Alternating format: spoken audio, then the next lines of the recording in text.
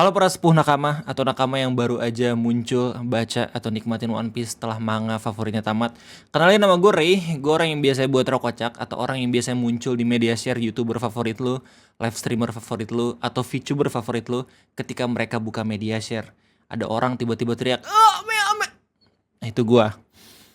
Oke, especially itu aib gua tapi di-share sama penonton-penonton gua. Sorry ya kalau misalnya ngerasa terganggu. But anyway, gue suka One Piece, gue nikmatin One Piece dan gue juga ngikutin One Piece sampai sekarang. Oke, gua baca manganya, gua baca spoilernya, gua nontonin animenya, gua nikmatin live actionnya. Oke, bahkan gue juga sampai ngekepoin cast-castnya kayak gimana. Sekarang udah season 2 kan, lagi ada spekulasi tuh yang jadi VV siapa. Terus habis itu gue juga menikmati setiap pembahasan dan reaction dari YouTuber-YouTuber favorit One Piece. Dan kebetulan gue baru aja selesai baca manga chapter terbaru dari One Piece 1118 kalau nggak salah nih ya. Dan biasanya setelah gue baca manga One Piece itu gue ngeliat forum diskusi. Gue ngeliat gimana sepuh-sepuh, gimana YouTuber-YouTuber yang biasanya nganalisis One Piece itu reaksi kayak gimana.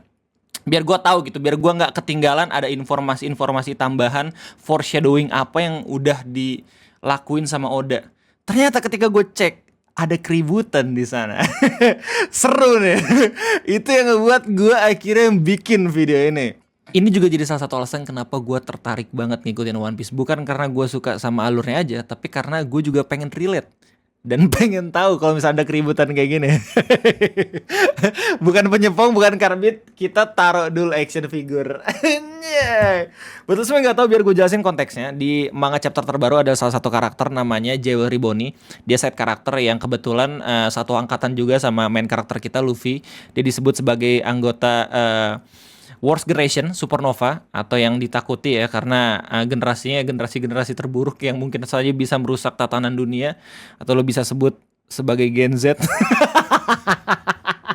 Jewelry juga adalah salah satu karakter inti yang ada di arc terbaru One Piece pada kesempatan kali ini. Jadi buat lo semua yang nggak tahu, One Piece itu kan udah saking lamanya, udah saking bangkotannya ya, udah tua banget. Itu Oda biasanya mengkelompokkan ceritanya yang panjang itu berdasarkan arc tertentu. Dan di arc ini biasanya ada karakter kunci. Kayak misalkan di Dressrosa itu ada Lau, di Wano Kuni itu ada Momonosuke, di Enies Lobby itu arc paling keren ya menurut gue yang belum bisa di-recreate Oda gitu.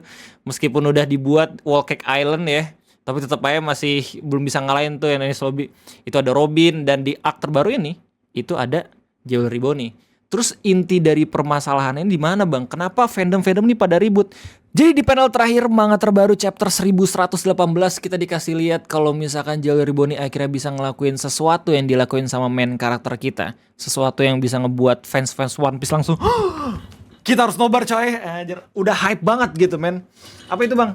Jadi Jewelry Bonnie akhirnya bisa berubah menjadi God Nika atau Gear 5-nya Luffy. Ini inti keributannya menurut gua nih ya. Ini sumber pertikaian yang ngebuat dua kubu itu muncul gitu men. Antara orang-orang yang bilang ini peak chapter atau chapter sampah gitu. Tapi menurut gua daripada kita ngeributin permasalahan ini, mending kita buat nobar part 2 gak sih? Lu tau gak saking lucunya apa?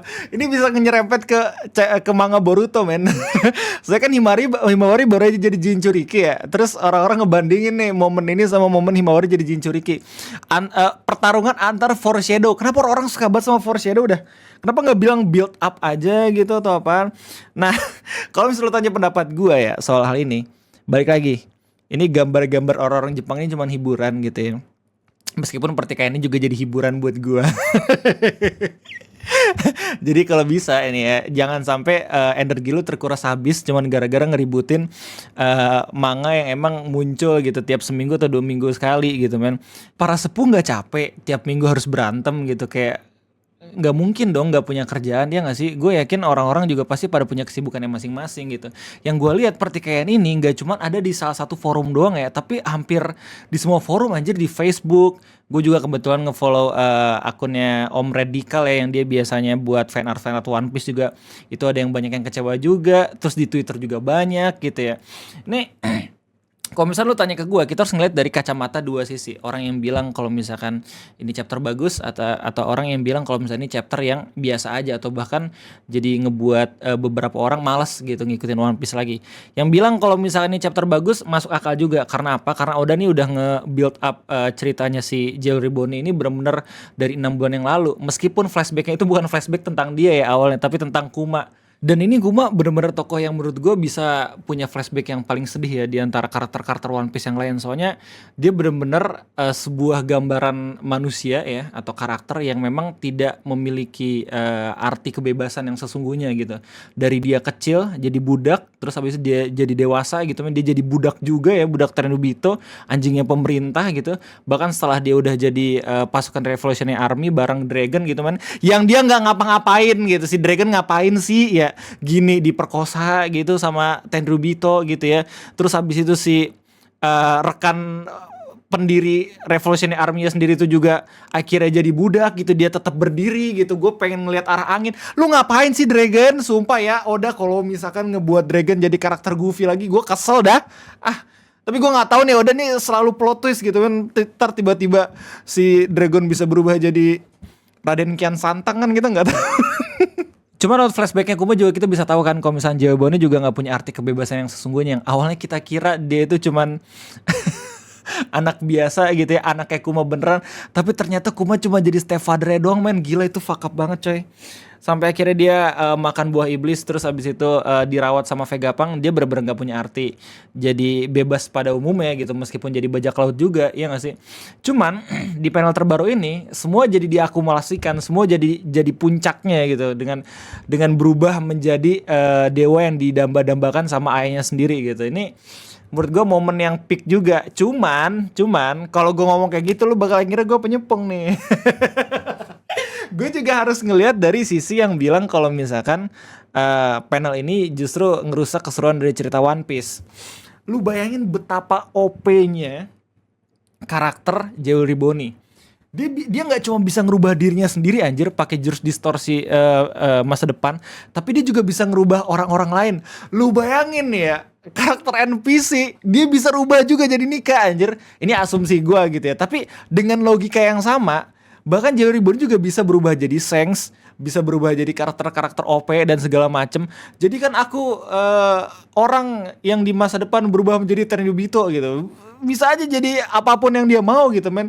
Ini ini buah setan bener-bener jadi buah setan yang emang sangat amat menyeramkan gitu. Di satu sisi ini juga bisa menjadi nemesis dari pemerintah dunia gitu men, yang awalnya dia ngebuang dan ngebuat Kuma beserta keluarganya gitu diperbudak sebudak-budaknya, tapi akhirnya jadi karakter yang ditakutin sama pemerintah dunia sendiri gitu, jadi dewa pembebasan. Itu secara filosofi juga bagus menurut gue. Tapi gue ngerti inti dari pertikaian ini semua gitu men. Yang bilang One Piece bagus itu karena emang ini udah dibuild secara lama gitu, dan akhirnya kita bisa ngeliat puncaknya kayak gimana. Dan buat orang-orang yang bilang kalau misalnya ini akhirnya ngebuat beberapa penggemar jadi malas buat ngikutin, juga karena emang kita jadi ngelihat kalau misalkan Luffy udah nggak spesial lagi gitu. Tapi kita nggak tahu kedepannya kayak gimana sama Oda. Yang jelas kalau misalkan kita ngikutin show, series atau apapun yang emang lagi kita nikmati gitu ya, manga segala macam, nge-ignore pandangan audiens menurut gue agak kurang etis gitu. Jadi sebisa mungkin kalau menurut gue kita harus ngelihat juga dari segala pendapat. Men, masa kita nggak boleh berpendapat gitu, yang bilang kalau misalnya ini bagus, yang bilang kalau misalnya ini jelek. Malu sama Nika coy, dia dewa kebebasan coy. Dia tuh bebas men, lu juga bebas buat menyatakan pendapat. Lu tau gak yang ironinya apa? Ironinya adalah kan Gear 5 itu kan muncul sebagai sesuatu yang ngebuat orang-orang bahagia ya. Tapi justru ada beberapa penggemar One Piece yang gak bahagia ngeliat itu semua men. Oh no. Semoga One Piece makin keren lagi. Oke. Yang jelas adalah gue masih pengen nonton anime lain selain One Piece, jadi gue nggak terlalu ngambil pusing soal permasalahan kayak gini. Yang penting jangan sampai ngebuang tenaga kalian sia-sia ya hanya untuk berantem di media sosial. Oke? Itu aja mungkin penjelasan gue. Terima kasih banyak. Kita ketemu lagi nanti.